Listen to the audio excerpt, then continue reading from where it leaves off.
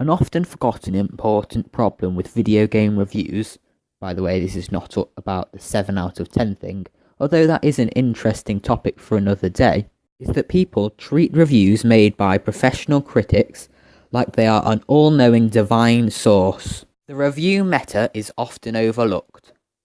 Metacritic and other sites are not the places to go for a fair judgment for a video game. However, they are actually a good place to find out what people thought at the time about the game. Luckily, I'm here to explain. A side note being that the review sites have to try to appeal to people who are actually going to read the reviews. This means that if they put a drastically different comment than what everybody else believes, they may face a backlash from the game's fans or haters. The problem I'll be talking about today with reviews is a lack of time and space. But what does that mean? Here is an example of a time when this effect caused a noticeable difference in between review scores and the reviews given by normal everyday people.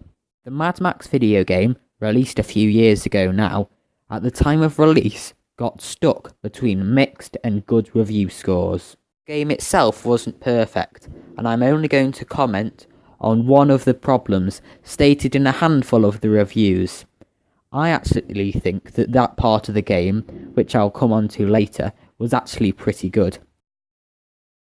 Professional critics stated that the game's ground combat, which is made around hitting and blocking your enemies at the correct timing, wasn't interesting because they had already played this system many times in other games. For example, the Batman games that were released just before that. If you, like me, hadn't played the Batman games, wouldn't know that this had been done before, and you wouldn't find it uninteresting. This means that because the reviewers were reviewers playing every game that came out, and you, the consumer, wasn't playing every single game that came out, only picking and choosing, this meant that you may have not come across this system before, so their complaint was invalid. This viewpoint was reflected in the game's reviews given by everyday people, not critics. So obviously, you want to ask me what I think, as an important source of authority, is the correct thing to do. Well, reviewers should state what they have played before and what reflections this has had on them. For example, if in the Mad Max reviews, instead of saying that the ground combat was uninteresting or overdone, they had stated that if you had played the Batman games a lot, then you would find this combat system similar, then it would let people know that if they had played those games, that they may not be as interested as if they would be if they had spent a lot of time playing those games. Either that, or they could all move to live under secluded rocks.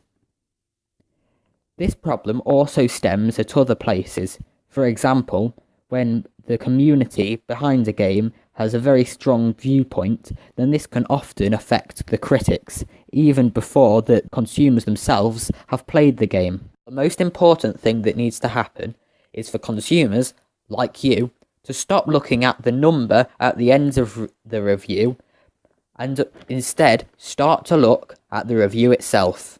But the main thing that needs to happen is for the consumer, like you, to stop looking at the number out of 100 at the end of the review, and instead start to look at the review itself.